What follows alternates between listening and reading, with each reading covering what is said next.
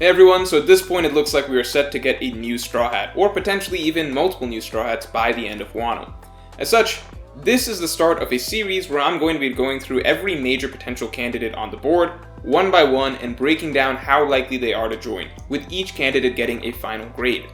I'm going to be using the same criteria for each candidate, and for the record, when I say, criteria, I know there are obviously no definite rules for what a character needs to be a Straw Hat, but just to have consistent evaluations, I'm going to be looking at a lot of general commonalities that we tend to have for the Straw Hats so far, and grading the candidates generally based on those. So first, for example, is a dream.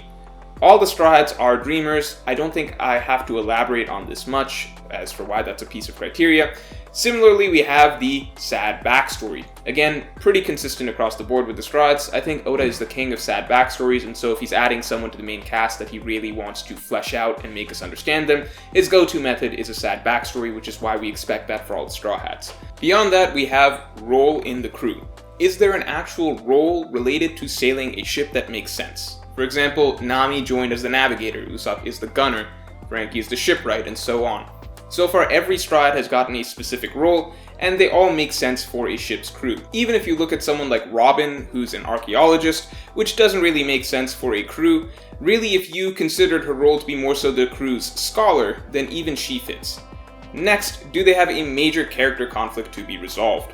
For every Straw Hat in their main arc, before they permanently joined the crew, they had a personal conflict that was tied to the main conflict of the arc, and after Luffy helps resolve the main conflict of the arc, the character in turn has grown in some way, or come to some new understanding or perspective, and is then ready to join the crew after going through this development.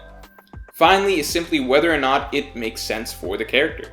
For example, Vivi seemed like she would be a Straw Hat for a long time, but at the end of the day, her storyline was ultimately about her coming into her own as the Queen of Alabasta, and so it made the most sense to leave her in Alabasta rather than continue pirating. So again, there's no perfect template for what makes a Straw Hat, but I think this is overall some good criteria to work with to start off with.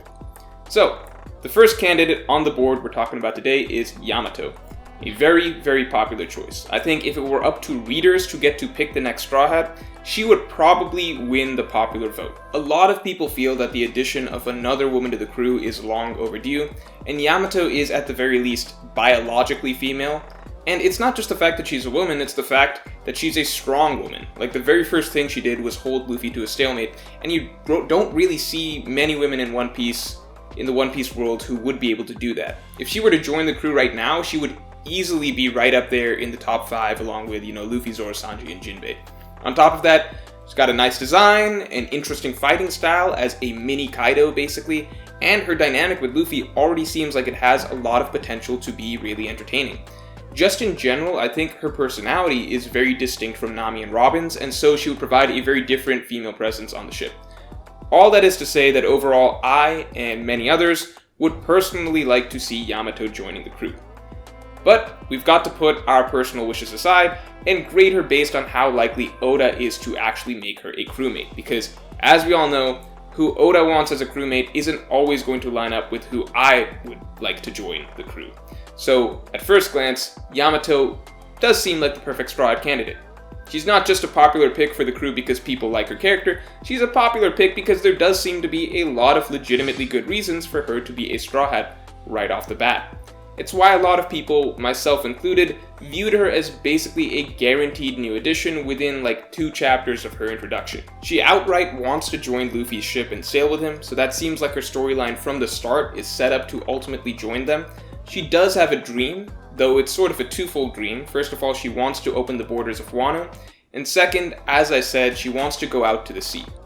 Wrapped up along with those 2 goals is this weird desire to become Kozuki Oden. So considering she has this sort of personal identity quest, and seeing as she wants to open the borders of Wano country, it does seem like she has some sort of immediate character storyline or character conflict that needs to be resolved this arc, that seems also tied to the resolution of the main conflict of the arc, as is typical of the Straw Hats.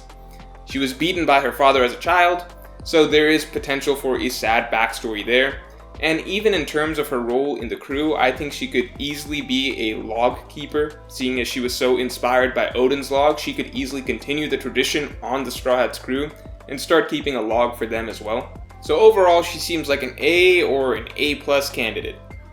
At least that's what I thought at first. She seemed like the perfect candidate. Too perfect. So perfect that it requires a re-evaluation. And upon re-evaluation, it actually feels like her case is a lot shakier. To start with, just the fact that she is outright pushing to join the Straw Hat crew from the start herself is not actually a great sign on its own, in my opinion. It is arguably too straightforward and obvious, and in the past it's always been on Luffy to extend the invite first. You can go back through the series, that was the case with every single Straw Hat, except for Robin, but even with Robin, it's not like she was introduced and then immediately asked to join. It was actually a really long, roundabout path to Robin finally requesting to join. And if anything, Robin was the most surprising addition to the crew. Like, her joining was not straightforward or obvious in any sense. It was a pretty big twist. So that's very different from Yamato just meeting them and saying she wants to be on their ship right off the bat. I think there's a very good chance that Oda's actually going to subvert our expectations with her.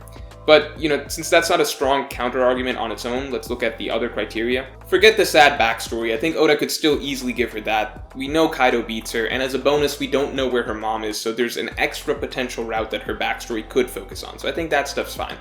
But with regards to her dream, the tricky part is that while she has really a two-part dream, neither part of it really lends itself to her being Straw Hat material. Like, her immediate dream is opening the borders of Wano country, which just resolves with the conclusion of this arc, so it doesn't really set her up with a long-term goal over the course of the story. Then I guess after that, her dream is leaving Wano and sailing the seas like Oden. To me, that's just a very weak dream, because it's important to understand the idea behind giving each of the Straw Hats a dream. It's not just for the sake of each of them having a dream, it's to give their characters a sort of endpoint of fulfillment, where they have reached the conclusion of their long-term character arc and satisfied some sort of deeper goal and grown along the way, right? Like Chopper finally being able to cure any disease despite failing with Hero Look, Zoro defeating Mihawk after completing his long climb to the top, like Brook meeting with Laboon again. These are all clear points of closure for the main characters. Even things like Usopp becoming a brave warrior of the seas, which is a more vague goal, we can at least imagine there will come a point in the series where he can finally say he conclusively achieved this, right? Yamato's dream of simply getting on a boat and sailing the seas is not the same. There's no real endpoint or character direction attached to this. Like, the dream is actually complete the moment she leaves Wano. Now, the option is totally open for her to develop or express a new dream down the line, but there's nothing to suggest that this is going to be the case yet, and I'm evaluating her based on what I see right now.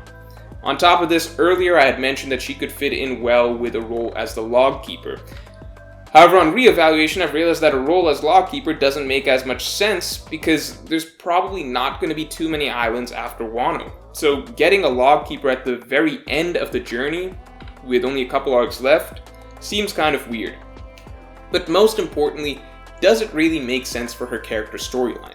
At the moment, I would actually say probably not. I definitely don't think the Yamato we see right now is going to be the same as the Yamato at the end of Wano.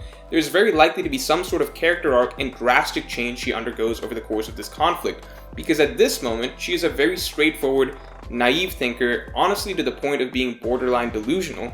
She believes she must become Kazuki Oden and do as Kazuki Oden did, and possibly even literally believes that she is the embodiment of Oden himself in some, literal sense. As such, I would take everything she's expressing right now as her main desires and goals with some heavy skepticism, because I think she's very unlikely to think and feel the same way she does now at the end of the arc, because this is just a very misguided and confused character.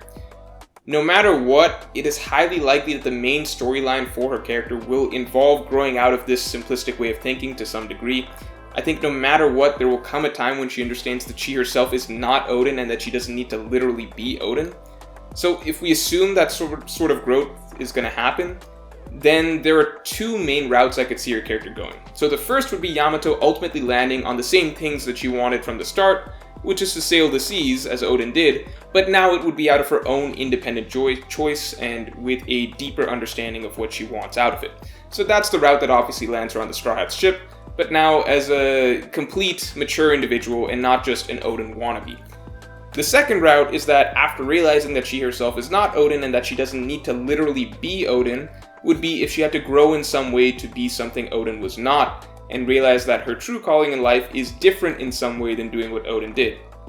For instance, it's interesting that Yamato really wants to go out to sea the way Odin did, when we were shown that one of Odin's greatest failings was in choosing to go out to sea and have adventures rather than to stay and protect Wano. On top of that, Kaido is trying to turn Yamato into the shogun of Wano, which is something she is completely opposed to, just as Odin was. Though again, one of Odin's greatest failings was in not taking the throne when he should have.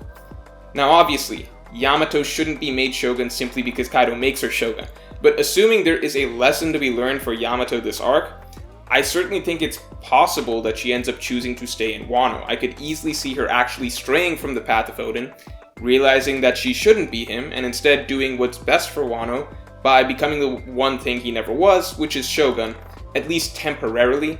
Momo is, of course, destined to one day be the shogun of Wano, but that's a discussion for another video. Now, everything I just said is obviously speculation. We've only just met her character, but the point is I think there's enough questions you could raise about the direction of her character that makes her seem less like a clean-cut choice for the Straw Hats, and maybe one more so where we're going to have her expectations subverted. Again, I would assume that her state of mind and perspective of who she is right now is not what it will be by the end of the arc, in which case there are those two routes, the first leading to her having the same desires but simply out of independent choice, and the second one leading to her to actively do things differently from Odin and not getting on the ship. I don't know which of the two routes is more likely, and I know I would prefer her to join the crew, but I have to say it's not as surefire as I initially thought. But all in all, she's still a very strong candidate, and for her Straw Hat candidate grade, I'm going to give Yamato a solid B. Lots of points seemingly in her favor, but enough question marks that make her seem less obvious than you would initially think. If you enjoyed this video, then definitely like, share your comments below, and subscribe. You can support me on Patreon to get my extended thoughts on this and all future topics, link in the description below, and you can look forward to my evaluation of next week's candidate.